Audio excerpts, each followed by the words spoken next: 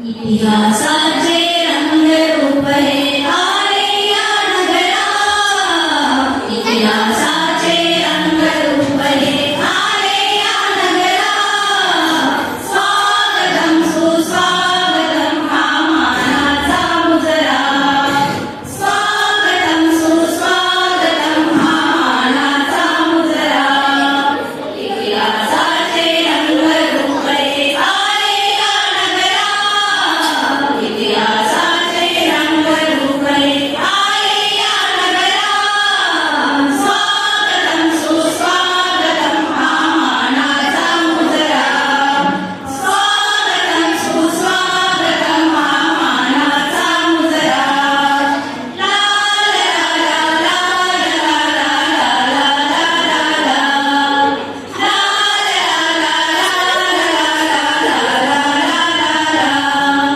दादिशांनी गुणीजनारे सभा मंडपी स्वागत झाले, दादिशांनी गुणीजनारे सभा मंडपी स्वागत झाले. पूर्वनियोजिता पूर्वकडे, पूर्वनियोजिता पूर्वकडे सावरल्या नजरा.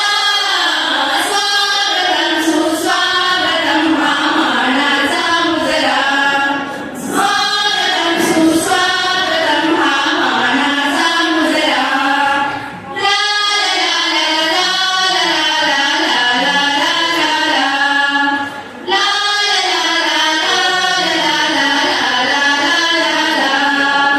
नम्रतेचे कुणी उपासक कुणी तपस्वी कुणी साधक, नम्रतेचे कुणी उपासक कुणी तपस्वी कुणी साधक. शिल्पकार हो सारे कल्प, शिल्पकार हो सारे कल्प, जीवन या समया. स्वागतम सुस्वागतम हा मानाचा मुजरा, स्वागतम सुस्वागतम हा मानाचा मुजरा. इतिहासाचे रंगरूप हे आले या नगरा, इतिहासाचे रंगरूप हे आले या नगरा. स्वागतम सुस्वागतम हा मानाचा मुजरा, स्वागतम सुस्वागतम हा मानाचा मुजरा. हा मानाचा मुजरा, हा मानाचा मुजरा, हा मानाचा मुजरा, हा मानाचा मुजरा.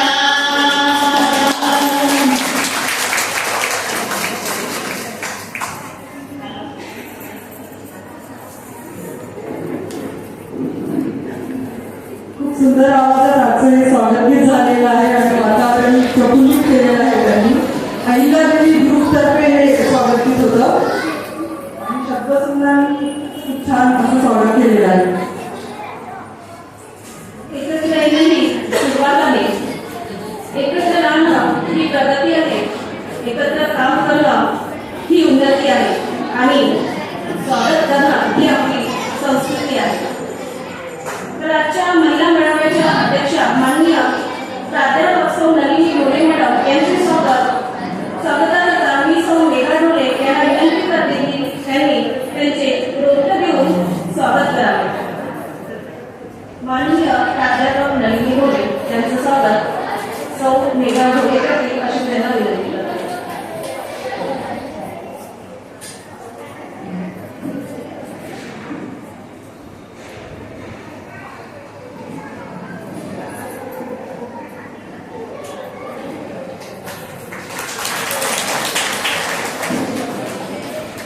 आजच्या कार्यक्रमाच्या उद्घाटिका माननीय डॉक्टर सौ नैना पाटील मॅडम यांचे स्वागत अनुराधा फुटे मॅडम करतील अशी त्यांना विनंती.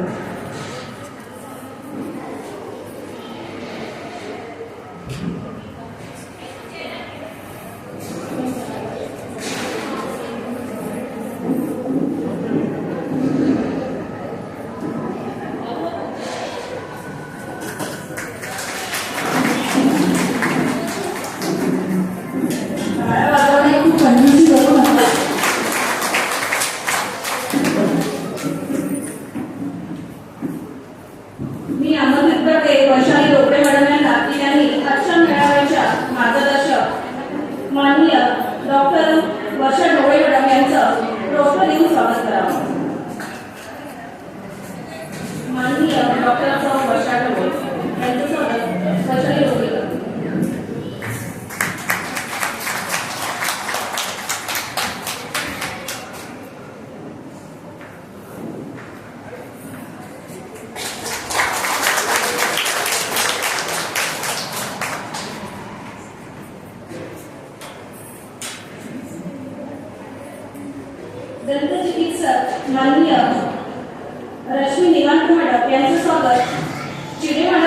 अशी मी त्यांना विनंती करते.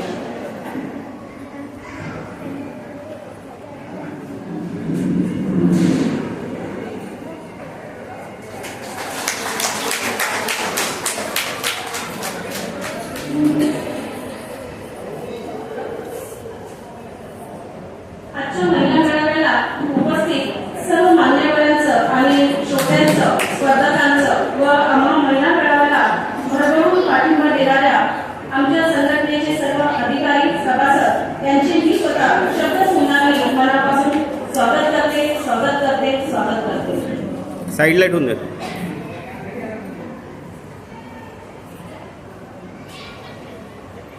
जीवनात यशासाठी नियोजन असावं लागतं, तसंच कार्यक्रमाच्या यशासाठी योग्य ते प्रयोजन असावं लागतं.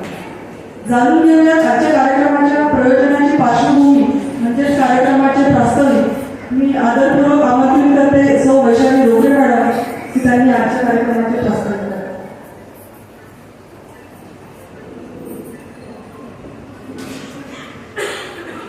ज्याला स्त्री कळली आई म्हणून तो जिजाऊचा शिल्पा झाला.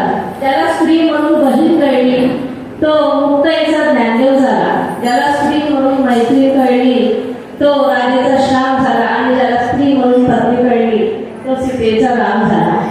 सर्वप्रथम पुण्यश्लोक अहिल्यादेवी यांच्या स्मृतीस मी अभिवादन करते. सर्वप्रथम मंचावर विराजमान आजच्या कार्यक्रमाच्या अध्यक्षा नलिनीताई ढोले मॅडम, उद्घाटका डॉक्टर नैना पाटील मॅडम, मार्गदर्शक डॉक्टर सौ वर्षा ढोळे मॅडम, तसेच दंतचिकित्सक डॉक्टर रश्मी निवांत मॅडम, सभागृहात उपस्थित सर्व भगिनी आणि बंधूंनो, अधिसंख्य कर्मचारी यांच्या समस्येतून निर्माण झालेली धनगर अधिकारी कर्मचारी संघटना यांनी हे रोप लावले आणि त्याची वृक्ष झाले. याचे रजिस्ट्रेशन 7 जानेवारी 2021 ला झाले. शासकीय नोकरीमध्ये ज्यांना प्रश्न अडचणी निर्माण होतात, समस्या निर्माण होतात, त्यांचे निराकरण ही संघटना सतत अविरत करत असते आणि त्यात बरेचसे यश या संघटनेला प्राप्त झालेले आहे. तसेच एक सामाजिक बांधिलकी म्हणून गुणवंत विद्यार्थ्यांचा सत्कार, तसेच नवनियुक्त व जे निवृत्त झालेले आहे त्यांचा पण सत्कार ही संघटना नेहमी असे उपक्रम घेत असते. आणि त्याचाच एक भाग म्हणून आज महिला दिनाचा कार्यक्रम आयोजित केला आहे. दरवर्षीप्रमाणे दरवर्षी घेत असते. हे 3रं वर्ष आहे. हा 3रा मेळावा आहे. या मेळाव्यामध्ये आरोग्य शिबिर आहे, तसेच विविध सांस्कृतिक कार्यक्रम आहे. ज्या स्त्रियांनी या एका सांस्कृतिक प्रोग्राममध्ये भाग घेतला आहे त्यांचे मी इथे स्वागत करते. स्त्री ही मूल आणि चूल या चाकोरीबद्ध चाकोरीत न राहता ती आता बाहेर पडू लागली आहे आणि तिने प्रगती सुद्धा या क्षेत्रामध्ये केली आहे. बऱ्याचशा क्षेत्रामध्ये स्त्रिया समोर गेलेल्या आहे.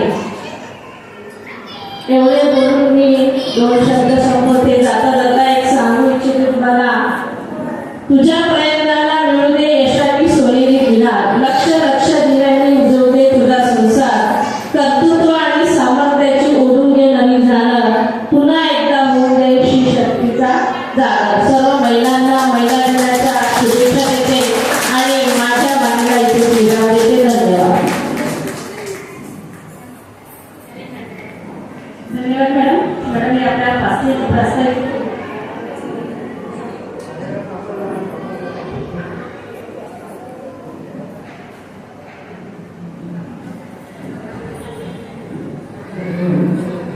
नुकत्याच आपल्या सभागृहात पशुवैद्यकीय अधिकारी Anjali Khedkar madam, doctor Anjali Khedkar madam यांचे जे आगमन झालेलं आहे.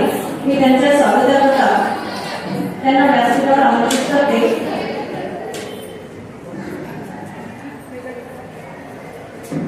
मी सौ मेघा ढोळे मॅडमला विनंती करेन की त्यांनी मॅडमचं प्रोफेसर जोरदार स्वागत करावं.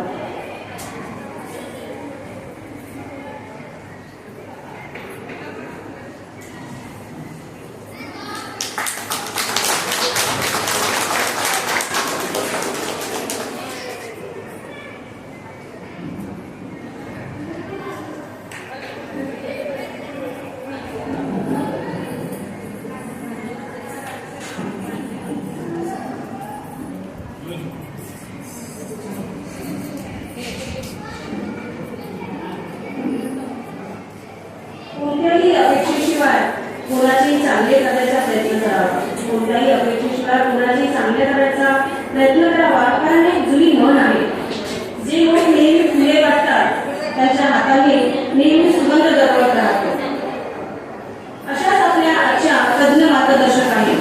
त्यांच्या मार्गदर्शनात त्या आपण सर्व 40+ महिलांना उद्भवणारे आजार व आजच्या आम्हा सर्व काम करणाऱ्या महिलांना उद्भवणारे कामातील ताणतणाव या विषयावर त्या आपला सखोल असं मार्गदर्शन करणार आहे. तर मी आमंत्रित करते माननीय डॉक्टर सौ वर्षा ढवळे मॅडम त्यांनी आम्हाला मार्गदर्शन करावं अशी आपल्याला विनंती.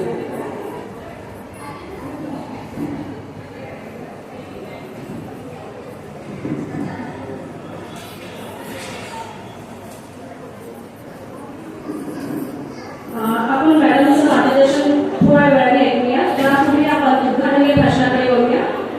आजच्या कार्यक्रमाच्या उद्घाटक माननीय डॉक्टर सौ नैना पाटील मॅडम ह्या आपणास माहिती सांगतील अशी आणि मार्गदर्शन करतील अशी मी त्यांना विनंती करते.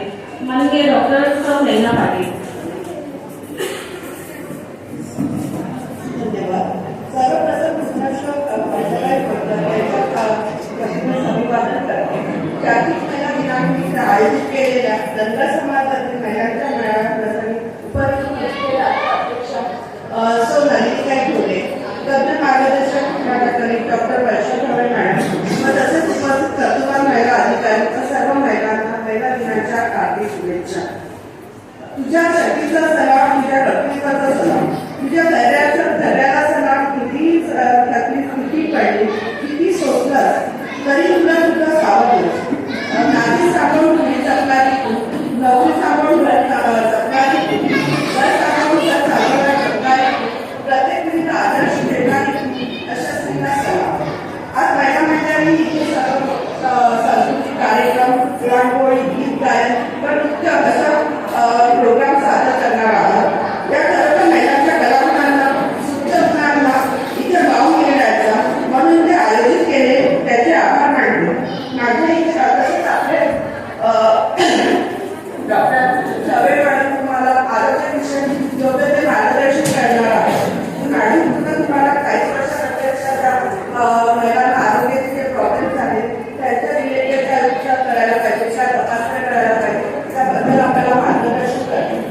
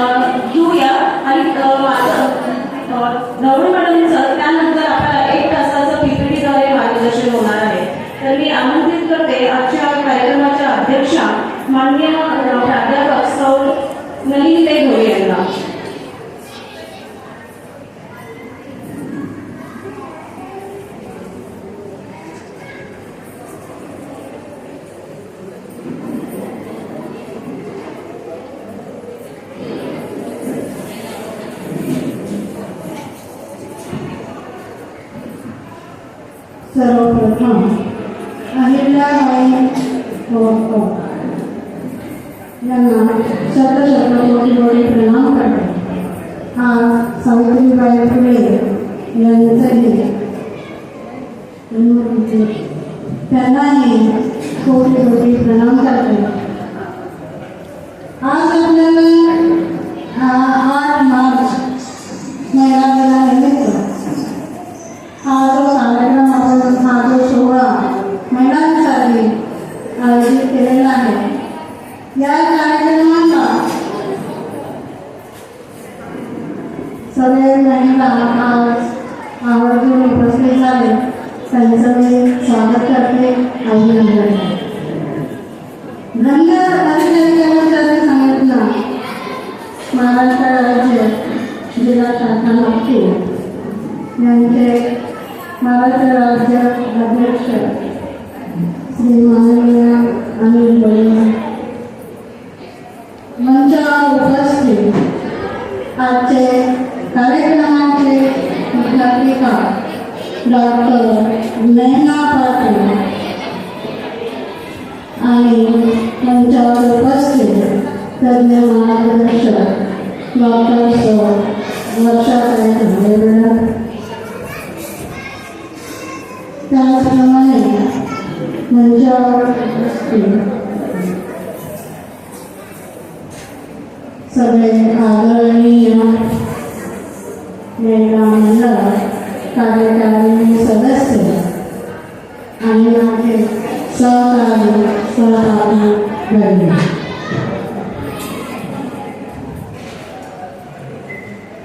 या कार्यक्रमाला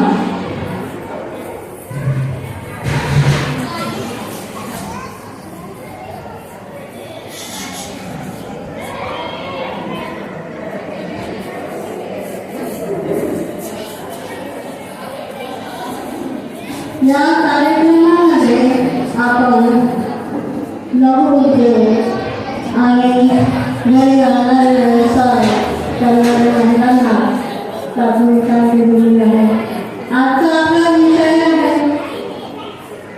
शारीरिक आरोग्य आपण कसे ठेवावं, त्याबद्दल तज्ज्ञ मार्गदर्शक आपल्याला लाभलेले आहे. माननीय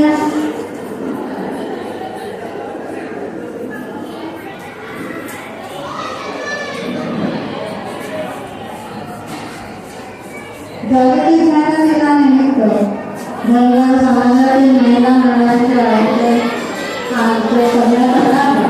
यानिमित्त प्राचार्य म्हणून आलेल्या डॉक्टर नैना पाटील जसं की श्री रोहतन्य व वैद्यकीय आहे. डॉक्टर आपल्याला आलेला आहे. त्यांचे मी अभिनंदन करते. तसंच माझ्यासमोर असलेल्या विविध क्षेत्रात आपल्या व्यवसायिक उद्योजक कर्मचारी अधिकारी आपले मैत्रिणी आपल्यामुळे या कार्यक्रमाला आपल्या सहकार्याने कार्यक्रमाची कृपा वाढलेली आहे. आपल्या कार्यक्रमाचे आयोजन पाठीशी राहून मार्गदर्शन करणारे म्हणजे सहकार्य यांच्याही मी अभिनंदन करते. सर्व वेळात काढून आपल्याबद्दल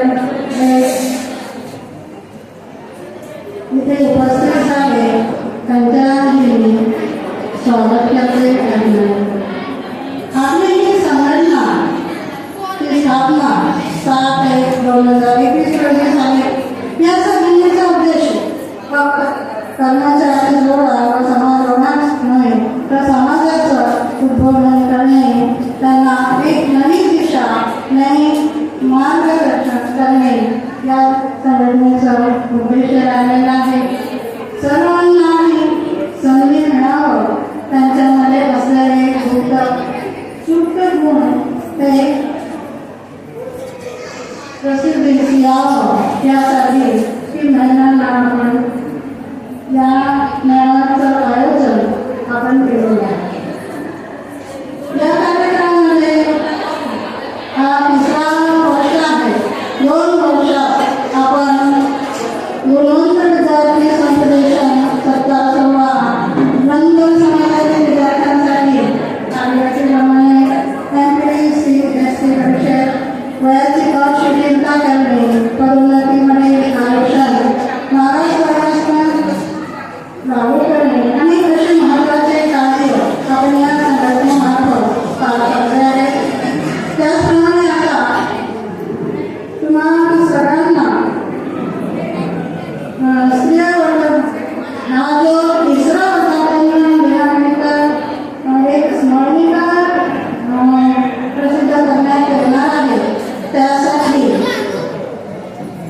सुंदर आपले लेख जायला देऊ आणि स्मरणिका प्रकाशनाच्या कामात आम्हाला आर्थिक मदत करावे, सहकार्य करावे. महिलांची नोंदणी संख्याही वाढवावी ही अपेक्षा आपल्याकडून करते. जाहिरातीसाठी कार्यालयाची, दवाखान्याची किंवा कंपनीची शैक्षणिक संस्थेची इतर जाहिराती देऊनही तुम्ही या संघटनेला सहकार्य करू शकता. आमचं मानस आहे की कमीत कमी हा जो 3रा वर्ष आहे यावर्षी 3000 अशी स्मरणिका आपण म्हणजे वाढण्यात यावी संपूर्ण महाराष्ट्रामध्ये अशी संकल्पना आमची सर्वांची आहे. या संकल्पना पूर्ण करण्यासाठी आपल्या सहकार्याने सहभाग आणि सहकार्य अनिवार्य आहे.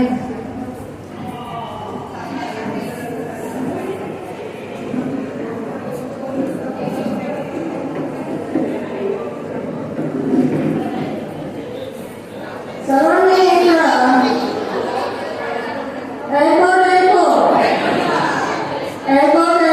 जय मल्हार सगळ्यांनी म्हणावं. जय मल्हार बरोबर मी आपलं 2 शब्द संपवते. जय मल्हार.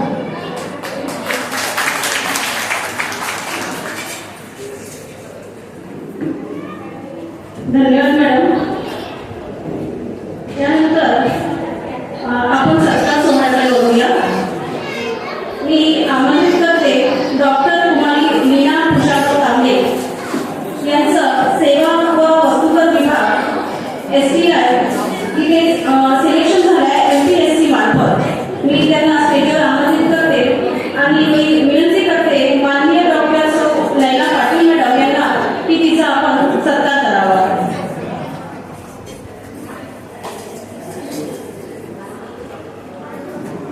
ही खूप आनंदाची बाब आहे की आपल्या समाजाच्या लीना तुषारराव तांबे यांचं सेवा व वस्तुकर विभाग STI MPSC मार्फत सिलेक्शन झालेलं आहे. तिचं खूप खूप अभिनंदन.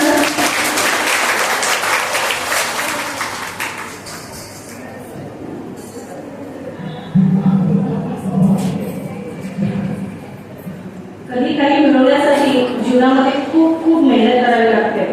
कारण काय आहे की आयुष्य छान आहे, थोडं लहान आहे, खूप लहान आहे, म्हणून आपण म्हणतो की रडतोच काय, रडण्यात छान आहे. आणि इतकं आपण लढून जेव्हा काट्यातील मुलांची जुती कमांडवा तेव्हा इथे स्टेजवर आपल्याला लीनासारखी व्यक्तिमत्व इथे दिसून MPSCच्या थ्रू एक डॉक्टर असताना ते एक यश संपादन करते.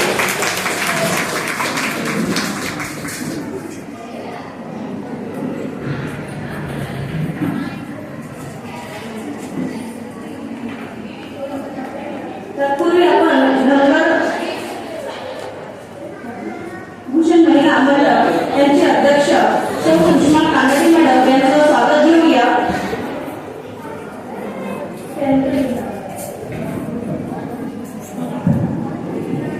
नुकत्याच मॅडम इथे आमंत्रित झालेले आहेत, उपस्थित झालेले आहेत, त्यांचं आपण इथे स्वागत घेऊया. व त्यानंतर पुन्हा एक सत्कार राहिलेला आहे, तो सत्कार राखू आपण.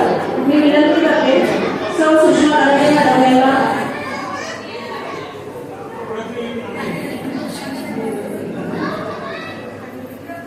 त्यांचं स्वागत करता मी अनुराधा कुठे मॅडम आमंत्रित करते.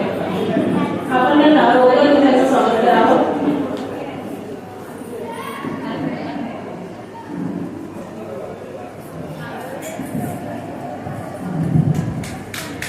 सौ सुषमा कानडे मॅडम या धनगर भूषण महिला मंडळ येथे अध्यक्ष म्हणून कार्यरत आहे. खूप खूप अभिनंदन मॅडम तुमचं. सोबतच आपण सौ योगिता कैलास काटकर मॅडम यांचं स्वागत करणार आहोत, ज्या पदोन्नतीने उप अधीक्षक भूमी अभिलेख विभाग मौदा येथे कार्यरत आहे आणि त्यांची उप अधीक्षक या पदावर पदोन्नती झालेली आहे. त्यांचं स्वागत ढवळे मॅडम करतील अशी मी त्यांना माननीय सौ ढवळे मॅडम.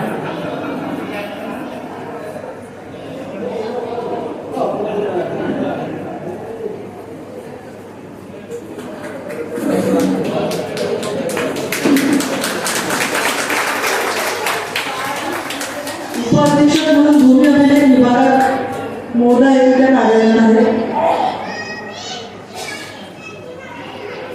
खूप खूप अभिनंदन साटकरांना तुमचं.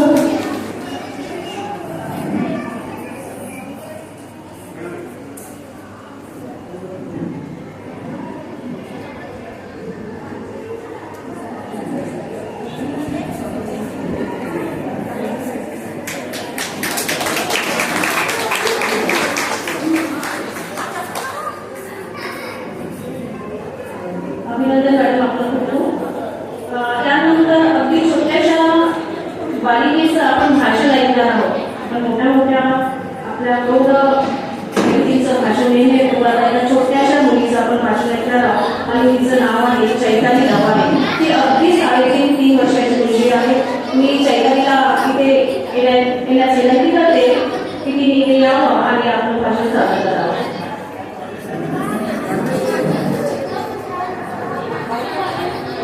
सर्वांनी अगदी कौतुकाने तिचं भाषण ऐकावं ही विनंती.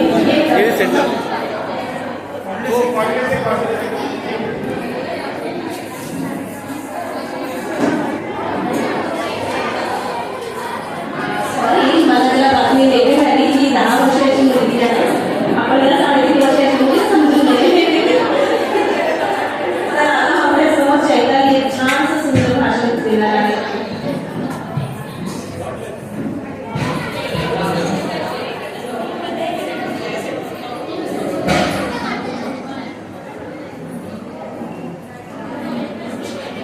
वार नाही तलवार आहे, ती तर समशेराची धार आहे. स्त्री म्हणजे अबला नाही, ती तर भटकता अंगार आहे. माझे नाव चैताली लवाळे. व्यासपीठावर उपस्थित माननीय पाहुण्यांना माझा नमस्कार. आज आपण इथे महिला दिन साजरा करण्यासाठी उपस्थित झालेलो आहोत. तर महिला दिन विषयी मी तुम्हाला 2 शब्द सांगणार आहे. छत्रपती शिवाजी महाराजांना घडवणाऱ्या राजमाता जिजाऊ, मैं मेरी झांसी नहीं दूंगी असे ठणकावून सांगून अंग्रेजांशी संघर्ष करणारा झाशी की राणी. महिलांना मुलींना शिक्षणाचे दार खुले करून देणाऱ्या सावित्रीबाई फुले या सर्व स्त्रींच्या कार्याला माझे वंदन. दरवर्षी आपण 8 मार्च हा दिवस जागतिक महिला दिन म्हणून साजरा करतो.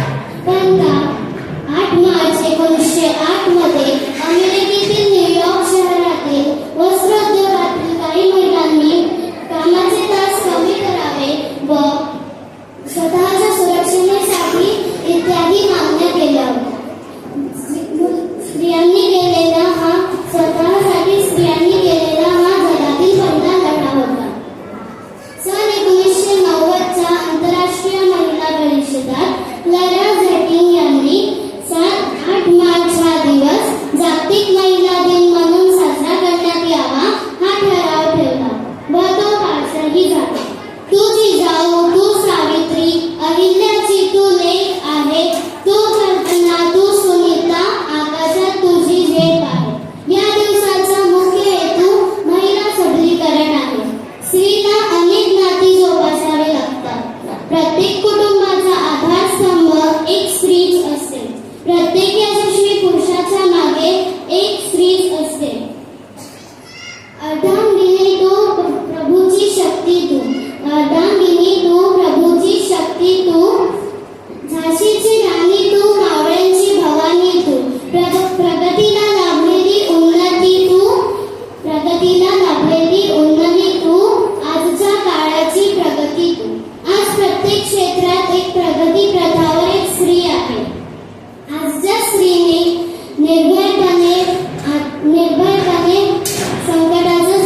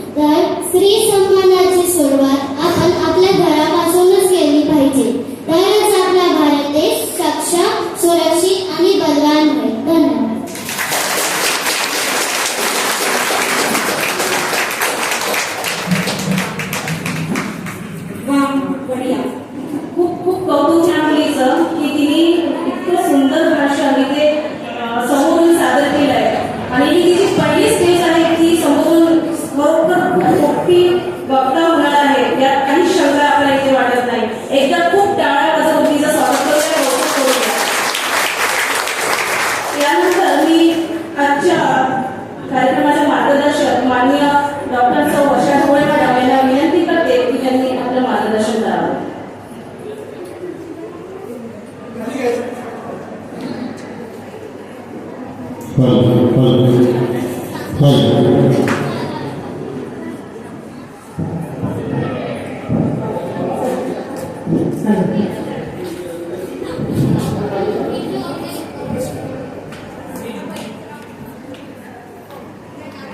हॅपी मेन्स डे पण त्यांना असं म्हणतात की 365 दिवसांपैकी एकच दिवस स्त्रियांचा असतो, बाकीचे सगळे पुरुषांचे असतात, है ना. तर मला असं वाटतं येत्या दिवसांमध्ये आपल्याला हा महिला दिन साजरा करायचाच नाहीये. आपण समजायचं 365 दिवस आमचे. बरोबर आहे की नाही? बरोबर आहे की नाही? हा. चल, तर मग आज मला या लोकांनी म्हटलं की आपण एक तब्येतीसाठी मार्गदर्शन करावं म्हणून. तर माझ्या डोक्यात हे आलं की आपण आता या ज्या महिला आहेत, संघटनेत महिला ज्या आहेत, त्या सगळ्या 30-35 नंतरच्या असतात, 40 नंतरच्या असतात. बरेचदा यांच्याकडे हा वर्ग असा असतो की थोडं दुर्लक्ष होतं. आयडियली कसं असतं, शाळेत जाताना जे मुलं असतात त्यांना वॅक्सिनेशन बरोबर दिलं जातं, मुली असतात मुलींचे प्रॉब्लेम सॉल्व्ह केल्या जातात, आणि मग नंतर त्या इन्फर्टिलिटी आणि बाळपण हे या सगळ्याच्यातनं निघून शेवटी 30-35-40 याच्यावर गेल्यानंतर स्त्री आपल्याकडे लक्ष देतच नाही. काही विचारलं की म्हणतात शेवटची डिलिव्हरी झाल्यानंतर मॅडम आम्ही कधीच दवाखान्यात गेलो नाही. पण कधीच दवाखान्यात गेलो नाही म्हणून तुम्ही हेल्दी आहात का, याचा किती मोठा प्रश्न असतो.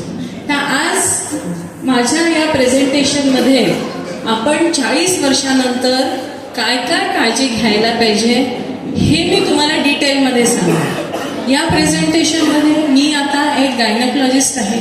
स्त्रियांचे काय प्रॉब्लेम्स आहेत ते आपण बघणार. त्याच्यामध्ये तुम्हाला कुठल्याही गोष्टीची लाज लज्जा वाटायला नको. एक दुसरी गोष्ट, इथे बसलेले जे पुरुष मंडळी आहे त्यांना पण मला काही प्रॉब्लेम नाही, मला कुठलंच ऑब्जेक्शन नाही आहे ते इथे थांबून राहिले. उलट मला बरं वाटतंय की कमीत कमी इथे राहिले तर ते आपल्या बेटर हाफला म्हणजे स्त्रियांना किंवा आपल्या बहिणींना अशी सल्ला देऊ शकतात की जाऊन तू डॉक्टरकडे चेकअप करून दे. ठीक आहे. तर आज आपण हे जे बघतो आहे तुम्हाला कितपत दिसेल माहित नाही, कारण आज खूपच प्रकाश आहे इथे. तर लाईफ आफ्टर 40 याच्यावर मी थोडक्यात बोलणार आहे. काही स्लाइड्स मी थोड्या फास्ट घेईन. तुम्हाला जर काही प्रॉब्लेम असला तर मला ऍक्च्युली मी म्हटलं होतं शीतलला की आपण एक चर्चासत्र पण ठेवूया, म्हणजे 1 to 1 कसं तुम्हाला काही प्रॉब्लेम्स असतील तर मी आहे, नैना आहे, आम्ही दोघी जणी सॉल्व्ह करायचा प्रयत्न केला असता. पण मला वाटतं प्रेझेंटेशन बघून तुमचे बरेचसे प्रॉब्लेम सॉल्व्ह होते. सो लाईफ आफ्टर 40, 40 हा जो आकडा असतो ना, हा स्त्रियांना खूप आवडत नाही. बरोबर आहे की नाही? प्रत्येकाला म्हटलं तू किती वर्षाची आहे, कोणीच बरोबर वय सांगत नाही. 1 वर्षापूर्वी जर बाई आली माझ्याकडे, तिचं वय तिथे 38 असतं, 1 वर्षानंतर आली तर ती म्हणतं मॅडम माझे 40 तर झाले. अगं पण तू 38च तर होती मागच्या वर्षी. तशी जम्स है ना. तर खरं वय कोणी सांगत नाही, पण तरीही 40 वर्ष झाले म्हटल्यानंतर सडनली कसं तरी फिलिंग येतं की अरे यार आपली मुलं मोठे होऊन गेलेले आहे, आता आपण काहीतरी वेगळं करायला पाहिजे. आतापर्यंत आपल्याला काही हे करायला मिळालं नाही, आता इथे सुंदर डान्स परफॉर्मन्सेस होणार आहेत है ना. तर या पोरी सगळ्या उत्साहाने करतात आहे. पण आपल्यातल्या काही बसलेल्या बायका असतील ज्यांची खूप इच्छा आहे पण त्यांना कधीच परफॉर्मन्स करू शकले नाही, किंवा कुठलं तरी असा एक आपली हॉबी असते जी आपलं घर सांभाळता सांभाळता पोरांना मोठं करता करता तुम्ही विसरून जाता किंवा ते स्वाहा होऊन जातात है ना. तर लाईफ आफ्टर 40 आपल्याला नेहमी असं वाटतं की टेन्शन राहणार आहे का, की खूप छान राहणार आहे, की काय होणार आहे. टेन्शन कशाचं येतं? टेन्शन येतं म्हातारी होण्याचं है ना. रीचिंग 50, अरे यार मी तर म्हातारी होऊन जाईल आता है ना. हे जे आपल्या राहतं back of the mind, nobody wants to be old, everyone wants to be young, आणि राहायलाच पाहिजे, प्रश्नच नाही. पण आता नेचर आहे, आपण वयाने दरवर्षी वाढतोय तर आपण म्हातारा होणारच आहे. तो we have to accept growing old gracefully है ना. म्हणजे जसं आपण वय येत आहे तसं आपण ते एक्सेप्ट करायला पाहिजे. आता जसं सगळ्यांनी म्हटलं की स्त्रिया या चूल आणि मूलच्या बाहेर निघालेल्या आहेत, इतक्या छान त्यांनी आपापले पद सांभाळलेले आहेत, बाहेर आले आहेत. पण चूल कधी सुटते का? नाही सुटत. इनफॅक्ट हेच आपल्याला लहानपणापासून शिकवलं जातं की तू किचनमध्ये काम कर, लग्न झाल्यानंतर तुझी सासू काय म्हणेल, तुझा नवरा काय म्हणेल, म्हणून हे कधीच सुटत नाही. त्याच्यामुळे कोणतेही फेजेस जरी असले तर चूल ही किचन हे कधीच सुटत नाही. म्हणतात ना, एका मुलीचं नाव किंवा स्त्रीचं नाव राणी लक्ष्मीबाई असं म्हणतात का? ती जेव्हा छोटी असते, शाळेत जाते, तेव्हा ती सगळ्यांची राणी असते, पूर्ण घराची राणी असते ती. तुला काय हवं, तुला हे पाहिजे, तुला ते पाहिजे. त्याच्यानंतर मग तिचं लग्न होतं तर ती काय होते, लक्ष्मी होते. या घराची लक्ष्मी राहते ती. आणि शेवटी काय राहते, बाई. तर this is the hard reality of life आणि फॅक्ट ऑफ लाईफ. आता we are coming to female anatomy. सगळ्यात महत्वाचं म्हणजे हे जे फिमेल अनाटॉमी आहे ही तुम्हाला माहिती का पाहिजे? कारण की या फिमेल अनाटॉमीनीच आपल्याला स्त्रीत्व येतं, राईट? आणि याच फिमेल अनाटॉमीमुळे तुम्हाला नंतर शेवटी कॅन्सर हे सगळे आजार पण होतात. कारण ब्रेस्ट जे आहे हे इस्ट्रोजन डिपेंडंट असतात. याच्यामधला एक कॅन्सर, त्याच्यानंतर गर्भाशयाच्या पिशवीचा कॅन्सर, ओव्हरीमध्ये पण कॅन्सर आणि सर्विक्समध्ये पण cancer. So female has to go in through all these stages. तर तुम्हाला हे सगळ्यात माहिती पाहिजे की शॉर्टमध्ये मी तुम्हाला अनाटॉमी सांगते की हे 2 अंडाशय म्हणजे ओव्हरीज सगळ्यांना असतात. गर्भाशय जे असतं ते त्रिकोणच असतं, आपलं चौकोन किंवा गोल असं नसतं. कारण की it is made up like that. खाली जर तुम्हाला दिसेल तर तिथे सर्विक्स असतं, ज्याला आपण गर्भाशयाच्या पिशवीचं तोंड म्हणतो, आणि सगळ्यात खाली योनी किंवा वजन. तर या सगळ्या याच्यामध्ये दर महिन्यात जसे तुम्हाला पिरियड्स येतात तसंच या ओव्हरीमधनं पण अंड रिलीज होतं आणि हे अंड जर फर्टिलाइज झालं तर प्रेग्नन्सी होते. हे अंड फर्टिलाइज नाही झालं तर तुम्हाला पिरियड्स येतात. तर पिरियड्स तुम्हाला प्युबर्टी किंवा 13-14व्या वर्षातच येतात, त्याच्या आधी पिरियड्स येत नाही. तुम्ही बघाल खूप छोट्या मुली असतात KG फर्स्ट स्टँडर्डमध्ये जाणाऱ्या, कोणाला येतात का पिरियड्स नाही? का बरं? कारण की त्यांचा ॲपरेटस ॲक्टिवेट होत नाही. तर प्युबर्टी म्हणजे जेव्हा तुम्हाला पिरियड्स सुरू होतात, तर व्हॉट आर नॉर्मल पिरियड्स? जी मुलगी 12-13 वर्षाची आहे, आजकाल खूप कमी वयात पण मुलींना पाळी सुरू होते. जसं कोणाला 10व्या वर्षी चालू होतं, कोणाला 8व्या वर्षी चालू होतं, पण ती रेग्युलर राहत नाही. पण साधारण जी 12-13-14 वर्षांपासून चालू होते तर ती राहते कधीपर्यंत? आपण म्हणू शकतो की आधी मेनोपॉज यायचा 40 वर्षातच मेनोपॉज यायचा, कारण 18 वर्षातच लग्न व्हायचे. आता काय होत आहे की आता 50 आणि 55 जरी आलं तरी मेनोपॉज काही येत नाही, आणि मग बायका चक्रा मारत राहतात की आमचं ही बंद कधी होईल, राईट? तर हे आजकाल लाईफस्टाईल थोडीशी चेंज झाल्यामुळे सगळं होतं. तर नॉर्मल पिरियड्स काय आहे? Any periods which come from 21 days, 3 आठवड्यापासून 35 दिवसांमध्ये तुम्हाला जर पिरियड येत असेल तर तो नॉर्मल आहे. एका वर्षातनं तुम्हाला 6 वेळा पाळी येत असेल ती नॉर्मल आहे. एका महिन्यातनं 2 वेळा पाळी येत असेल तर ती ॲबनॉर्मल आहे. ओके? तर तुम्हाला जो पिरियड यायला पाहिजे तो 21 दिवसांपासून 35 दिवसांमध्ये पिरियड यायला हवा. थोडंसं क्रॅम्पिंग पेन कोणाला पण होतं, काही जणांना त्याचं औषध घ्यावं लागतं, काही जणांना औषध घ्यावं नाही लागतं. ना आपल्याला 35 ते 40 वर्षानंतर महत्वाचे कोणते मुद्दे आपल्याला डिस्कस करायचे? तर महत्वाचा मुद्दा कोणता डिस्कस करायचा आहे म्हणजे ब्लिडिंग प्रॉब्लेम्स. बरेच जणांना ब्लिडिंग प्रॉब्लेम्स होतात, पण शेजारचीच ऐकतात हे तर होतच असतं, मला पण झालं, तिला पण होत आहे, म्हणून ती डॉक्टरकडे जात नाही, राईट? तर जे तुमच्यासोबत आतापर्यंत नॉर्मल होतं, आता तुमच्यासोबत हे नॉर्मल होऊन राहिलं आहे की मला पोटात दुखतं आहे, मला हेवी पिरियड जातो आहे, मला क्रॅम्पिंग पेन होत आहे, तर तुम्ही डॉक्टरची सल्ला घ्यायला पाहिजे. दुसरी गोष्ट आहे व्हाईट डिस्चार्ज. आता व्हाईट डिस्चार्ज हा इतकं कॉमन झालेला आहे की लहान 10 वर्षाची मुलगी पण म्हणते मला व्हाईट डिस्चार्ज होऊन राहिला, राईट? पण तुम्हाला हे कळलं पाहिजे की नॉर्मल व्हाईट डिस्चार्ज काय असतो. नॉर्मल व्हाईट डिस्चार्ज स्त्रियांना 2 वेळा होतो. एक वेळा जेव्हा तुम्हाला पाळी येते त्याच्या आधी जो डिस्चार्ज असतो दॅट इज नॉर्मल, आणि एक वेळ पाळी झाल्यानंतर मध्ये 14-15व्या दिवशी जो डिस्चार्ज होतो दॅट इज अनदर डिस्चार्ज. मधला जो यायचा असतो, पाळी यायच्या आधी जो होतो, तो संकेतित करतो की तुम्हाला आता पाळी येणार आहे. आणि जो 15व्या दिवशी येतो तो संकेतित हे करतो की तुमच्या ओव्हरीमध्ये ओव्ह्युलेशन झालेलं आहे आणि या वेळेला फर्टिलायझेशन किंवा मूलबाळ राहण्याचे चान्सेस असतात. तर असे 2 वेळा नेहमीच तुम्हाला डिस्चार्ज राहणार. थायरॉइड, हायपरटेन्शन, डायबिटीज हे खूप कॉमन झालं आता. एव्हरी सेकंड हाऊसमध्ये कोणी ना कोणी तुम्हाला डायबेटिक दिसेल, थायरॉइडची गोळी दिसेल. लठ्ठ झाली स्त्री की सगळ्यात पहिले म्हणते मला माझं थायरॉइड चेक करायचं आहे, बाकी दुसरं काही नाही, पण थायरॉइड मात्र चेक करायचं आहे. म्हणजे हे घरोघरी माहिती आहे सगळ्यांना.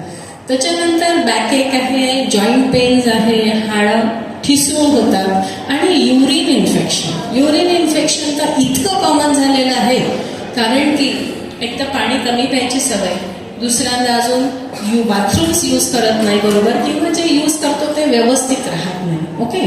तिसरी गोष्ट आहे की कुठलं तरी ओव्हर द काउंटर औषध घेऊन टाकायचं. हे लिक्विड तिला दिलं असतं म्हणून ती पण लिक्विड घेऊन टाकते. तिला 2 दिवस बरं वाटतं, ती विसरून जाते. पुन्हा तिला 8-10 दिवसानंतर तो त्रास होतो. सो युरिन इन्फेक्शन हा आजार असा आहे की जर तुम्ही बरोबर ट्रीट नाही केलं त्याला तर तो तुम्हाला वारंवार त्रास देणार. आणि टेन्शन्स, याला सोल्युशन काहीच नाही आहे पण प्रत्येकाला असतं. Now we are coming to very important म्हणजे ब्लिडिंग प्रॉब्लेम्स. आता मी तुम्हाला जे पहिलं चित्र दाखवलं की तुमची गर्भाशयाची पिशवी आणि खाली तिथे सर्व्हिक्स. या सर्व्हिक्सला जर तिथे काही असा मास्का असेल किंवा ग्रोथ असेल तर याच्यामुळे तुम्हाला वाईट डिस्चार्जचे प्रॉब्लेम्स जास्ती होऊ शकतात. याच्यामध्ये असं पण आहे की सेक्शुअल कॉन्टॅक्ट किंवा इंटरकोर्स केल्यानंतर सुद्धा ब्लिडिंग होऊ शकतं. तर चेकअप जे आहे ते फार जरुरी आहे. दुसरं आहे की पाळीचा त्रास म्हणजे इरेग्युलर पिरियड्स. म्हणजे तुम्हाला 2-2, 3-3 महिने पाळी येणार नाही आणि जेव्हा पाळी येईल तेव्हा भरपूर जाईल. तर हे असं जे होतं हे पण बरोबर नाही. तर वाईट डिस्चार्ज मी जसं तुम्हाला म्हटलं की थिन कन्सिस्टन्सी 2च वेळा तुम्हाला होतं तर काही प्रॉब्लेम नाही आहे. पण त्याचा पिवळसा रंग असेल किंवा तिथे खाज येत असेल किंवा सोप्या भाषेत समजावून सांगायचं म्हणजे दह्यासारखं पाणी जर जात असेल तर असं is not good at all. याला आम्ही म्हणतो कॅन्डिडियल डिस्चार्ज. आणि हा डिस्चार्ज वारंवार होतो. या डिस्चार्ज असताना स्त्रियांनी स्वतःचं ब्लड शुगर चेक करायचं की आपल्याला डायबिटीज आहे का, किंवा नवऱ्याचं तरी ब्लड शुगर चेक करायचं की त्यांना डायबिटीज आहे का. राईट. कारण क्रॉस इन्फेक्शन हे नेहमीच होत राहतं. दुसरे प्रॉब्लेम्स काय होऊ शकतात की समजा तुमच्या अंगात रक्त कमी आहे, कधीच कोणी हिमोग्लोबिन चेक नसतं केलेलं, विचारलं तर ब्लड ग्रुप सुद्धा माहिती नसतो. किती जणांना माहिती आहे आपला ब्लड ग्रुप? बऱ्यापैकी माहिती. ओके. पण हिमोग्लोबिन किती जणांना माहिती आहे? ते खूप कमी. आपण नेक्स्ट टाइम हिमोग्लोबिन वाला पण कॅम्प ठेवू. आज घेतोय का आपण शिकल? हिमोग्लोबिनचा कॅम्प आहे का आज? हिमोग्लोबिन आहे ना? हां. ज्याचं 14 ग्रॅम असेल ना त्याला बक्षीस द्यायचं. ओके. मग आता आपण रुटीन चेकअप तुम्ही काय करायला हवं म्हणजे आता तुमची 35 आणि 40 वर्षाचे तुम्ही झाले आहे, तुम्हाला काहीही त्रास नाही आहे, अजिबात काही त्रास नाही आहे, पण तरी तुम्ही चेकअप काय करायला पाहिजे. पहिला चेकअप आहे हिमोग्लोबिन. राईट. जे CBC म्हणतो आपण, कम्प्लीट ब्लड काउंट. हा एक करणं जरुरी आहे. तुमचं ब्लड ग्रुप तुम्हाला माहिती पाहिजे. किती जण O निगेटिव्ह आहे इथे, म्हणजे निगेटिव्ह ब्लड ग्रुप आले? 1, 2, 3. छान. इंजेक्शन्स लागले असतील ना डिलिव्हरीमध्ये? तर म्हणतात ना निगेटिव्ह ब्लड ग्रुपवाले बायका थोडे महाग असतात, कारण एक तर ते रेअर पण असतात. खूप कमी लोक बघा ना, एवढ्या लोकांमध्ये फक्त 3च जण आहेत. आणि दुसरं अजून काय आहे की त्यांना ना डिलिव्हरीमध्ये एक अँटी-डी नावाचं इंजेक्शन मिळतं. आजकाल खूप महाग झालं आहे ते, 3,500-4 हजाराचं एक इंजेक्शन मिळतं. तुम्ही यांचं ॲबॉर्शन झालं किंवा डिलिव्हरी झाली तर तुम्हाला ते लावावं लागतं. नंतर blood sugar. Blood sugar fasting करून चालणार नाही, तर त्याच्यासोबत HbA1c नावाची एक टेस्ट सगळ्यांनी करायची. तर HbA1c म्हणजे काय, तर आता तुम्ही जे ब्लड शुगर फास्टिंग आणि पोस्टमील करता ते म्हणजे आजचं जेवण, आजचं फास्टिंग किंवा 24 तासातलं फास्टिंग. पण HbA1c जे आहे ते सगळ्या पुरुषांनी पण करायचं. तर ते असतं 3 महिन्याचे लेवल्स. 3 महिन्यामध्ये तुमचं शुगरचे फ्लक्च्युएशन्स किती आहेत हे त्याच्यामध्ये कळतं. तर हे तुम्ही जरूर करायला पाहिजे, ब्लड शुगर फास्टिंग आणि HbA1c. सिकलिंग नावाचा पण एक आजार असतो ज्याच्यामध्ये आपले जे गोल रक्तपेशी असतात त्याच्याऐवजी ते चंद्रकोर आकारामध्ये असतात आणि त्याच्यामध्ये AS पॅटर्न किंवा SS पॅटर्न असा नावाचा पण आजार असतो. काही काही जातींमध्ये हा आजार खूप होतो, पण आजकाल आम्ही सगळ्यांना याच्यासाठी सांगतो की इंटरकास्ट इंटर रिलिजन मॅरेजेस खूप जास्त झालेले आहेत, त्याच्यामुळे आम्ही सगळ्यांना ॲडवाईस करतो. थायरॉइड फंक्शन, थायरॉइड टेस्ट पण करावी की आपलं खरंच वजन त्याच्यामुळे वाढलेलं आहे की अजून दुसरं काही कारण आहे आपल्याला. लिपिड प्रोफाईल, हे सगळ्यांनाच माहिती आहे, आजकाल एक वेळा फुल बॉडी चेकअप करायला गेले की हे सगळं दिसतं. आणि युरिन फक्त पस सेल किती आहे रुटीन नाही करायचं, त्याचा कल्चर पण करा. ठीक आहे, कल्चर याच्यासाठी की जे काही पस सेल्स आहे त्या बॅक्टेरियाची ग्रोथ होऊन तुम्हाला कुठल्या अँटीबायोटिकची गरज असेल ते बघायचं.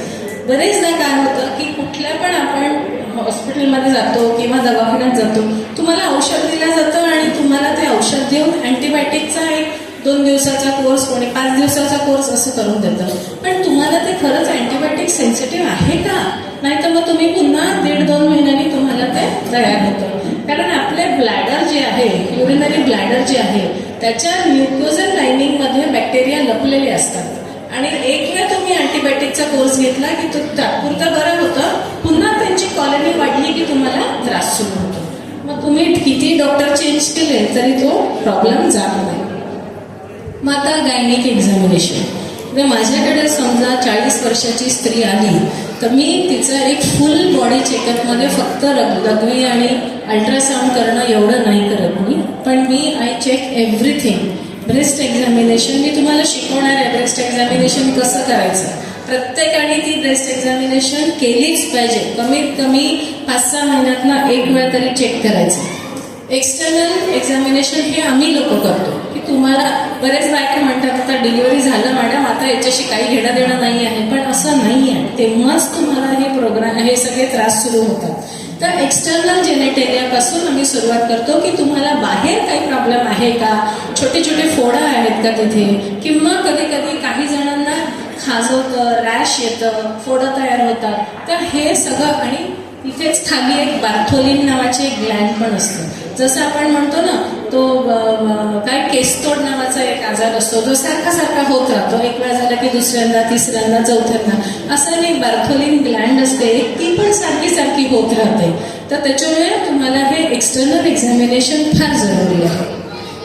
मग जेव्हा तुम्ही डॉक्टरांकडे जाता तेव्हा तुम्ही या गोष्टी जरूर सांगायला हव्या त्यांना की डॉक्टर, माझ्याकडे माझ्या आईला फायब्रॉइडची हिस्ट्री होती, किंवा तिला ब्लिडिंग जास्ती होतं, किंवा आमच्याकडे ओव्हेरियन कॅन्सरची हिस्ट्री होती, किंवा ब्रेस्ट कॅन्सरची हिस्ट्री होती, किंवा लंगचा कॅन्सर होता. कुठली पण हिस्ट्री असेल तुम्ही लपवायची नाही. जसं म्हणतात ना, वकिलाला सगळं खरं सांगायचं असतं, असं डॉक्टरांना पण खरं सांगायचं की आमच्या फॅमिलीमध्ये असा काहीतरी आजार होता. कारण त्याच्याशी कोरिलेशन तुम्ही लावू शकता किंवा तुम्ही लवकर इन्व्हेस्टिगेशन्स करू शकता. आपण वाट पाहायची नाही की आपल्याला ते झालं पाहिजे म्हणून. मग आता आपलं डिस्कशन पूर्ण राहणार आहे ब्रेस्ट कॅन्सरवर, ब्लिडिंगवर, वाईट डिस्चार्जवर आणि सर्व्हायकल कॅन्सर वॅक्सिन, जे की आता खूप प्रचलित झालेलं आहे सिन्स दॅट मॉडर्नने एक स्टंट बघला तेव्हापासून. आणि मेनोपॉज म्हणजे काय शॉर्टमध्ये मी सांगणार तुम्हाला. सो सेल्फ ब्रेस्ट एक्झामिनेशन ही जी आहे, it is called as SLB. Okay, तर सेल्फ ब्रेस्ट एक्झामिनेशन हे सगळ्यांनी करायला पाहिजे, किंवा पाळी झाल्यानंतर. ठीक आहे, पाळीच्या आधी कधीच करायचं नाही. पाळी झाल्यानंतर 7-8 दिवसामध्ये तुम्ही सेल्फ ब्रेस्ट एक्झामिनेशन करू शकता. That too standing in front of the mirror. आरशासमोर उभं राहून तुम्ही स्वतःला चेक करू शकता. नाव हे एका स्लाइडमध्ये सगळं आहे, बाकी मी स्लाइड घेतल्या डिटेलमध्ये, पण मला असं वाटतं याच्यातच मी तुम्हाला समजावून सांगते. तर याच्यामध्ये तुम्ही you just have to stand in front of the mirror. त्याच्यासमोर उभं राहिल्यानंतर तुम्ही हात हिप्सवर ठेवायचे आणि हात दोन्ही वर रेस करायचे. वर रेस केला तर तुमचे दोन्ही जे ब्रेस्ट आहेत ते सारखे वर गेले पाहिजे, आणि त्यातल्या निपल्समध्ये जे आहेत ते पण सारखे वर गेले पाहिजे. नाहीतर एक खाली एक वर असेल तर म्हणजे कुठेतरी त्याच्यामध्ये गोळा आहे. मग टचिंग, प्रत्येक ब्रेस्टला जेव्हा तुम्ही पॅल्पेट करता तेव्हा असं पकडून बघतात है ना, अशी हातात पकडून बघ, असं नाही बघायचं. हा जो पाम आहे हे जे आहे, this is the sensitive fingertip. अशाने तुम्ही रोटेट करायचं आणि बघायचं. सो दॅट तुम्हाला प्रत्येक ब्रेस्ट इनर टू आउटर पार्टमध्ये पॅल्पेट करता येईल आणि झोपून सुद्धा तुम्ही करू शकता. हे बघा, ब्रेस्ट कॅन्सर डिटेक्ट करणं फार सोपं आहे, कारण की यू आर द बेस्ट जज. तुम्हाला माहिती आहे की माझा ब्रेस्टचा आकार कसा होता आणि मला ही गाठ लागते आहे. थोडासा जरी डाऊट असेल तर पटकन डॉक्टरकडे चाललं जायचं, घरी बसायचं नाही. So this is how you have to stand in front, raise your hands, palpate. ब्रेस्टमधनं काही निघताय का ते बघायचं. हे कधीच निघालं नाही पाहिजे, दुधासारखं चिक्कासारखं काहीच निघालं नाही पाहिजे. दिस इज सेन्सिटिव्ह. तर आपण सेन्सिटिव्हिटी कशी पाहायला पाहिजे. हे तुमचे नक्कल्स आहेत ना, नक्कल्सचा हा जो भाग आहे तुम्ही पॅल्पेट करून बघा. हा कडक भाग असा जर तुम्हाला लागला तर तो म्हणजे तुम्हाला ब्रेस्टमध्ये गोळा आहे. ओके, हे असं तुम्ही केलं तर.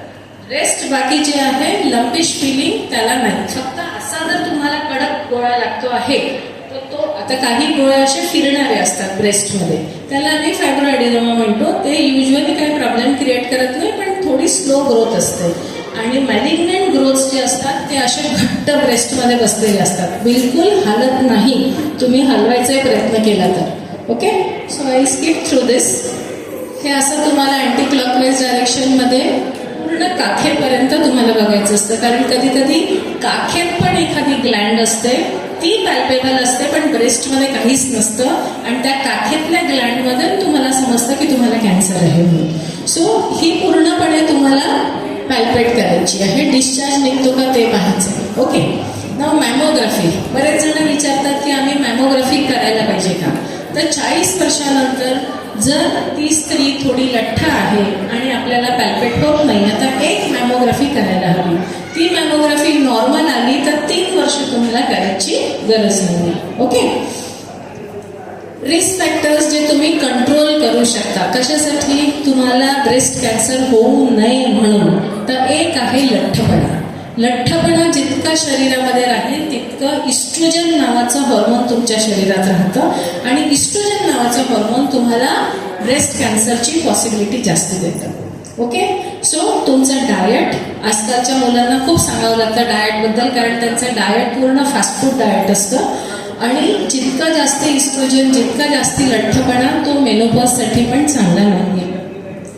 दुसरं आहे एक्सरसाइज, व्यायाम सगळ्यांना सांगावं लागतं. खूप जण म्हणतात आम्ही घरी काम करतो, आम्हाला कशाला व्यायाम पाहिजे, आमचं घरचं स्थित कसं होऊन जातो. पण घरचे ते कामं असतात, तर तुम्हाला व्यायाम करायला पाहिजे. म्हणजे तुम्हाला निवांतपणे एक्सरसाइज करायचं. तुम्ही साधं वॉकिंग करा, रनिंग करा, स्विमिंग करा, सायकलिंग करा, जॉगिंग करा, स्किपिंग करा, दोरीवरच्या उड्या मारा. घरी आपल्याकडे 2 मजले पायऱ्या असतील तर वर चढायचं, खाली उतरायचं, वर चढायचं, खाली उतर. जिम जॉईन करायची गरज नाही आहे, नाही तर कारणं असतात. आम्ही जिमला जातो मॅडम, 1 महिना गेला आणि दुसऱ्या महिन्यात घरी, है ना. तर मग घरच्या लोकांचे बोलणे ऐकावं लागतात, पैसे खर्च करतो. So risk factors which we cannot control. आता ब्रेस्ट कॅन्सर हा जो आहे हा स्त्रियांनाच 90% होतो. असं नाही आहे की पुरुषांना होत नाही, पुरुषांना पण होतो. पुरुषांना पण ब्रेस्ट कॅन्सर होऊ शकतो, पण स्त्रियांना जास्ती होतो, राईट. दुसरं आहे एज. जसं जसं तुमचं वय वाढत जातं तसं तुम्हाला या सगळ्या कॅन्सर्सची शक्यता जास्ती राहते. आणि फॅमिली हिस्ट्री. समजा तुमच्याकडे फॅमिली हिस्ट्री आहे कॅन्सरची, ब्रेस्ट कॅन्सर, ओव्हेरियन कॅन्सर आणि आतडीचा कॅन्सर, हे 3 कॅन्सर्स जर तुमच्याकडे हिस्ट्री असेल तर तुम्ही चेकअप करायलाच हवं, कारण की इतरांपेक्षा तुम्हाला जास्ती चान्सेस आहेत कॅन्सर होण्याचे. ट्रीटमेंट आपल्याला सगळ्यांना माहिती आहे. समजा लंप असेल तर तो काढून टाकायचा, किंवा कधी कधी ब्रेस्ट काढावी लागते, कधी तुम्हाला किमोथेरपी घ्यावी लागते, कधी तुम्हाला रेडिओथेरपी घ्यावी लागते. तर हे डिपेंड करतं त्याच्यावर. आता ब्लिडिंग प्रॉब्लेम्स. नेहमीच जास्ती रक्तस्राव जातो म्हणजे माझा गर्भाशय खराब आहे का, असं नाही. आणि मला काहीच ब्लिडिंग जात नाही तर माझा गर्भाशय खराब आहे का, असं पण नाही. समजलं ना. तुम्हाला तुमच्या शरीरामध्ये जितके हॉर्मोन्स तयार होतील तेवढ्या प्रमाणात तुम्हाला ब्लड फ्लो बाहेर निघेल. पण समजा तुम्हाला आधी जात नव्हतं आणि आता तुम्हाला जास्ती रक्तस्राव जातोय तर तुम्हाला डॉक्टरकडे जायला पाहिजे, इन्व्हेस्टिगेट करायला पाहिजे, एक सोनोग्राफी करायला पाहिजे की तुम्हाला नेमका काय प्रॉब्लेम आहे, राईट. सो प्रॉब्लेम्स जेव्हा आपण तपासतो तेव्हा कळतं की गर्भाशयामध्ये गोळे असतात ज्याला आपण म्हणतो मासाचे गोळे, ते मासाचे गोळे कधीच कॅन्सरस नसतात. Okay, so you have to understand की फायब्रॉइड हा शब्द काढला डॉक्टरने तोंडातनं तर तो 90% नॉर्मल नसतो, पण बिनाईन असतो. बिनाईन म्हणजे नॉन कॅन्सरच असतो. पण 10% फायब्रॉइडमध्ये पण सार्कोमा आणि कॅन्सरचे चान्सेस असतात. म्हणजे फायब्रॉइड जरी असले आणि तुम्हाला त्रास देणारे असले तर ते ना त्यांचं ट्रीटमेंट करणं फार जरुरी आहे. दुसरं आहे ॲडिनोमायसिस, ज्याच्यामध्ये फक्तच तुमच्या गर्भाशयामध्ये सूज येते आणि जेव्हाही तुम्हाला पाळी जाते तेव्हा भयंकर पोट दुखतं. दुसऱ्या दिवशी तिसऱ्या दिवशी खूप जास्ती पोट दुखतं. प्रत्येक महिन्यामध्ये पोट दुखणं वाढत जातं. त्याला आम्ही म्हणतो ॲडिनोमायसिस. वरच्या त्या चित्रामध्ये बघा तुम्ही असे डॉट डॉट दिसतात आहे, ते मसल मासमध्ये जाऊन बसलेले तुमचे ब्लड क्लॉट्स आहेत. तर प्रत्येक महिन्यामध्ये त्याच्यामध्ये खूप जास्ती रक्त जमा होतं आणि तुम्हाला त्रास होतो. तर अशा वेळेचा आजकाल ऑपरेशन हाच पर्याय नाही आहे, पण औषधं आहेत. त्याच्यानंतर एक औषधाची प्रॉपर्टीसारखी दिसणारी डिव्हाइस ज्याला आपण मिरेना म्हणतो ते पण आहे आणि तुमचं गर्भाशय वाचू शकतं. असं नेहमी आधीसारखं आपल्याला ऑपरेशनच करायची गरज नाही आहे. सिम्पटम्स हेच राहणार आहे. कधी कधी आपल्याला असं वाटतं आपण खूप लठ्ठ झालेलो आहे. पाहिलं तर एवढा मोठा 5 महिन्याचं बाळ असेल एवढा ट्यूमर आतमध्ये असतो. ओके, सो आपण लठ्ठ विनाकारण तर होत नाही है ना, खाण्यात काही जास्ती बदल येत नाही. त्याच्यामुळे तुम्हाला जर वाटतं की लठ्ठपणा आहे, मला खूप थकल्यासारखं वाटतं, ब्लिडिंग खूप जास्ती जात आहे, झोप येत नाही, टेन्शन होत आहे, हे सगळं काही जरी वाटलं तुम्हाला, इव्हन कॉन्टॅक्ट करताना जर त्रास होऊन राहिलेला आहे किंवा ब्लिडिंग पाईल्स सारखे आजार पण तुम्हाला असतील तर तुम्हाला जाऊन डॉक्टरला दाखवायला पाहिजे. ट्रीटमेंट याचा पुष्कळ आहे. म्हणजे जसं आहे आपल्याला एज वाईज आपण ट्रीटमेंट घेऊ शकतो. खूप मोठा फायब्रॉइड असेल तर आपल्याला ऑपरेट करावं लागतं. खूप छोटा असेल तर आपण औषधं देऊन तुम्हाला मॅनेज करू शकतो. सगळ्यांना माहिती असेल एक छोटंसं DNC किंवा क्युरेटिंग जे आपण करतो. आजकाल आपण एक हिस्ट्रोस्कोपी म्हणजे दुर्बिणीद्वारे आपण बघतो सगळं आतमध्ये आणि मग आपण ऑपरेट करतो. तर these are all small things ज्यांनी आपल्याला आपलं डायग्नोसिस होऊ शकतं आणि आपल्याला आराम पडू शकतो. ही मिरेना नावाची जी सांगितलं ना मी औषधाची जी प्रॉपर्टी सारखी असते ही पण खूप चांगली आहे. बरेच लोकांचे ऑपरेशन यांनी टळले आहे. वाईट डिस्चार्जचे प्रॉब्लेम्स असतात, घाबरायचं नाही. पण तुम्हाला जर असं वाटतं की याचं ट्रीटमेंट व्हायलाच पाहिजे तर एक वेळा चेकअप करायला पाहिजे. आणि याच्यासाठी आपण काय करतो, पॅप्समियर नावाचा एक आजार म्हणजे एक टेस्ट तुम्हाला माहिती असेल की मॅडम ती टेस्ट जी करतात ती आमची करून टाका. तर वाईट डिस्चार्जसाठी पॅप्समियर नावाची आणि घाबरायची अजिबात गरज नाही आहे. पाळी झाल्यानंतर 8-10 दिवसानंतर तुम्ही डॉक्टरांकडे जायचं. डॉक्टर तुम्हाला जसं रुटीनली तपासतात तसंच तपासतील. तिथून एक स्पॅच्युलावर ते लोक वाईट सॉरी काहीतरी कुठे गेलं सॉरी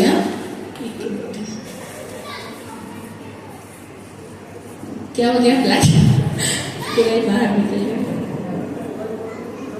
इसको थोड़ा सा ऊपर ले लो, इसको थोड़ा सा ऊपर ले लो. चार्जिंग है क्या, ऊपर ले लो. तर वाईट डिस्चार्जसाठी एक छोटासा इन्स्ट्रुमेंट म्हणजे अशी लाकडाची पट्टी असते त्याच्यावर तुम्हाला आतून तपासतो आणि मग ते व्हाईट सेल्स जे येतात ते आपण तपासायला पाठवतो. आता आपण थोडासा ॲडव्हान्स टेस्ट करतो त्याच्यापेक्षा, त्याला म्हणतो LBC लिक्विड बेस्ड सायटॉलॉजी, ज्याच्यामध्ये आपण तुम्हाला खरंच कॅन्सरचे जंतू आहेत का म्हणजे DNA PCR आपण टेस्ट करतो. ती टेस्ट थोडीशी महाग असते या रुटीनपेक्षा, पण तुम्हाला एक कळतं त्याच्यामध्ये की आपल्याला कॅन्सर होऊ शकतं का. Now why pap smear is important.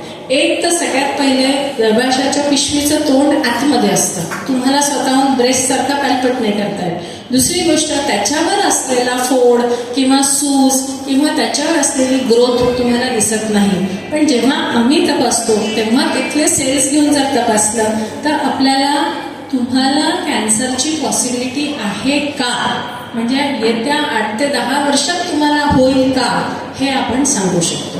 म्हणून ही टेस्ट खूप महत्त्वाची आहे जी प्रत्येक स्त्रीनी 35 ते 40 वर्षानंतर करायला हवी. फॉरेन कंट्रीमध्ये जेव्हा ती स्त्री आपल्या मुलाला ऍडमिशनला देते शाळेमध्ये, तेव्हा तिचा पॅप्समियरचा रिपोर्ट पहिले त्याला जोडावा लागतो की मला काहीही कॅन्सर नाही आहे म्हणून, आणि मगच त्यांना ऍडमिशन मिळते. आपल्याकडे cervical cancer is cancer number 1, breast cancer is cancer number 2. त्याच्यामुळे सर्व्हायकल कॅन्सरसाठी ही पॅप्समियरची टेस्ट सगळ्यांनीच करायला हवी. बरं क्या?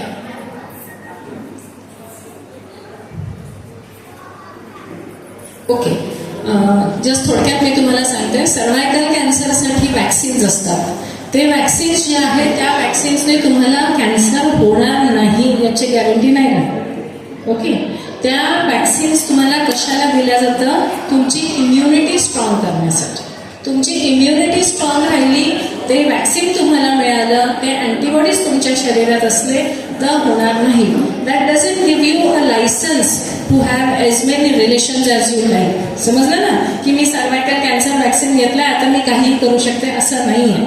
सर्व्हायकल कॅन्सर वॅक्सिन तुमची इम्युनिटी बूस्ट करते आणि तुम्हाला ती काय म्हणतात त्याला, it gives you strong immunity. आणि हे वॅक्सिन अवेलेबल आहे लहान मुलींसाठी, म्हणजे मुलांसाठी आणि मुलींसाठी. 9 ते 14 वर्षापर्यंत 2 डोसेस लागतात आणि 14 ते 26 वर्षापर्यंत 3 डोसेस लागतात. आता इंडियन वॅक्सिन निघालेलं आहे सर्व्हायवॅक म्हणून. पूर्वीचं वॅक्सिन्स खूप महाग होते, तुम्हाला 4,500-5 हजाराचा एक डोस पडायचा. आता 2,000चा एक डोस पडतो. ते इंडियन वॅक्सिन आहे आणि मुलांना मुलींना हे वॅक्सिन तुम्ही देऊ शकता. So this is पॅप्समियर.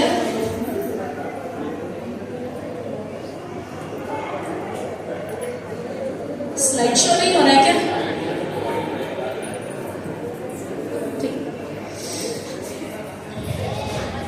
सो मी तुम्हाला जे सांगत होते की it is done in a very simple way. तर हे असं छोटंसं एक वुडन स्पॅच्युला असतो आणि एकही मिनिटं लागत नाही या टेस्टला, एकही मिनिटं लागत नाही. ही टेस्ट आरामात होऊ शकते. आणि ही टेस्ट आपण का बघतो? कारण की जेव्हा ही टेस्ट आपण स्लाइडवर घेऊन पाहतो, हे असं पिक्चर आपल्याला दिसतं. याच्यामध्ये हे जे खालचं काळं आहे हे कॅन्सर सेल्स आहेत आणि हे वरचे जे आहेत हे नॉर्मल सेल्स आहेत. म्हणजे त्या स्लाइडवरचं जे पिक्चर असेल त्यांनी तुमच्या तब्येतीचा आकलन आपल्याला त्याच्यावर कळतं. Right? So this is how it stages. तुम्हाला एकदम सडनली कोणाला कॅन्सर सर्व्हिक्स होणार नाही. जसं त्या पांडे हिने सांगितलं मॉडेलने की ती 2 दिवसापूर्वी शूटिंग करत होती आणि 3ऱ्या दिवशी ती एक्सपायर झाली, असं कधीच होत नाही. कॅन्सर हा नेहमी 8 ते 10 वर्ष घेतो. तुम्हाला ते बेड रिटर्न करतं. तुम्हाला खूप साऱ्या कॉम्प्लिकेशन्स केल्याशिवाय कॅन्सर सोडत नाही. त्याच्यामुळे म्हणून आपण त्याला लवकर डायग्नोज करणं आणि लवकर ट्रीट करणं हे महत्त्वाचं.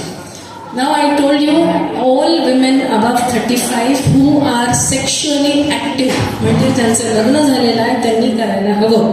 ज्यांचं लग्न नाही झालेलं आहे आणि जे सेक्शुअली ॲक्टिव्ह नाही आहे त्यांनी नाही केलं तरी प्रॉब्लेम नाही, पण तरीही त्यांनी करायला पाहिजे, कारण त्यांना सुद्धा हॉर्मोन्स असतात. समजलं? So this is how invasive cancer looks like. हे तुम्हाला बाहेरून दिसणार नाही. आम्ही जेव्हा आतून पाहतो तेव्हा हे आम्हाला असं दिसतं. ओके, हे सगळे प्रोग्रेस होतं. म्हणजे नॉर्मल टू कॅन्सर हा असा प्रोग्रेशन राहतो. याला भरपूर वेळ असतो. 8-10 वर्ष तुम्हाला मिळतात, पण तुम्हाला याच्यामध्ये ट्रीटमेंट घ्यावं लागतं. कॉल्पोस्कोपी म्हणजे दुर्बीनद्वारे तपासणी पण याच्यासाठीच होते. त्याच्यामध्ये आपण दुर्बीण ठेवून तिथे बघतो की तुम्हाला पॅचेस दिसतात का, त्याची बायोप्सी घेतो आणि मग तपासायला पाठवतो.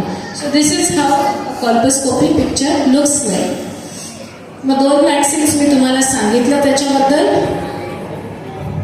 मग आता पेरिमेनोपॉज म्हणजे काय? बरेच जणांचे पाळी इरेग्युलर होतं. 40 वर्षापासून वेध लागायला लागतो की मॅडम माझी पाळी कधी जाणार आहे, कधी जाणार आहे. खूप त्रास होतो, ब्रेस्टमध्ये त्रास होतो, पोटात त्रास होतो, चिडचिड व्हायला लागते सगळी. तर that is all perimenopause. Okay, तर पेरिमेनोपॉज हा खूप वर्ष राहू शकतो. 4-5 वर्ष, 10 वर्ष असं पण राहू शकतो. मग आता मेनोपॉज म्हणजे काय? मेनोपॉज म्हणजे 1 वर्ष पूर्णपणे तुमची पाळी बंद झालेली असली पाहिजे. म्हणजे 1 जानेवारीला जर पाळी आली तर 2 जानेवारीपर्यंत 12 महिन्यात तुम्हाला पाळी नको, तेव्हा आपण म्हणू मेनोपॉज आलेला आहे. आणि जर 1 पुन्हा 2 फेब्रुवारीला जर तुम्हाला 13 महिन्यात पाळी आली तर ते म्हणजे पोस्ट मेनोपॉजल ब्लिडिंग पुन्हा तुम्हाला तपासायला पाहिजे, घरी बसायचं नाही. ओके. पण जर 6 महिन्यांनी पाळी येत असेल आणि त्याचा त्रास होत नसेल तर काही प्रॉब्लेम नाही आहे. हे सगळे सिम्पटम्स असतात ना.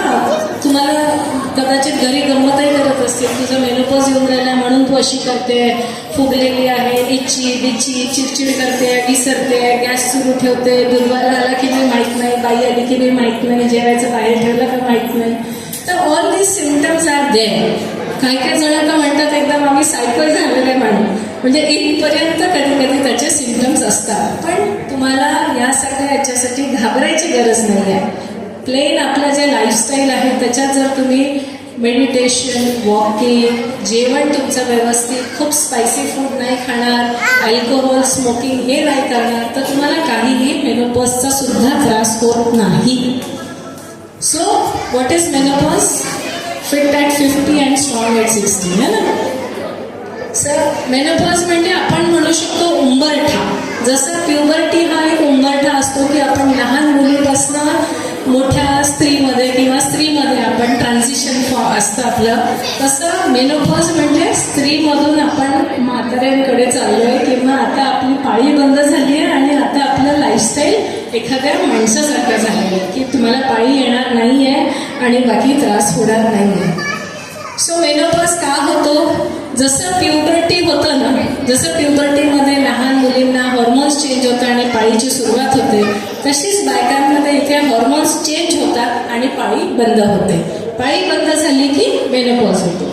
म्हणजे तुमच्या ओव्हरीमधले एग्स शांत होऊन जातात, ॲक्टिव्ह नाही राहत. So ovaries don't produce any eggs. म्हणजे या वेळेला तुम्हाला मुलबाळ होण्याचे चान्सेस नसतात. जरी आजकालचे IVF सेंटर 50 वर्षातील बायकांना मुलं देतात आहे, पण तरी that is not the age for natural child bearing.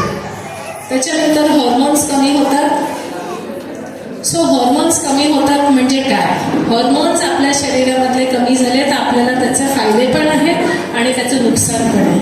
फायदे काय आहे? फायदे हे आहे की तुमची पाळी बंद होते आहे, चिडचिड थोडीशी तुमची कमी होऊन राहिली आहे, तुम्ही रिअलाईज करता की मी आता वयाच्या या उंबरठ्यावर गेली आहे. पण सोबत काय होतं?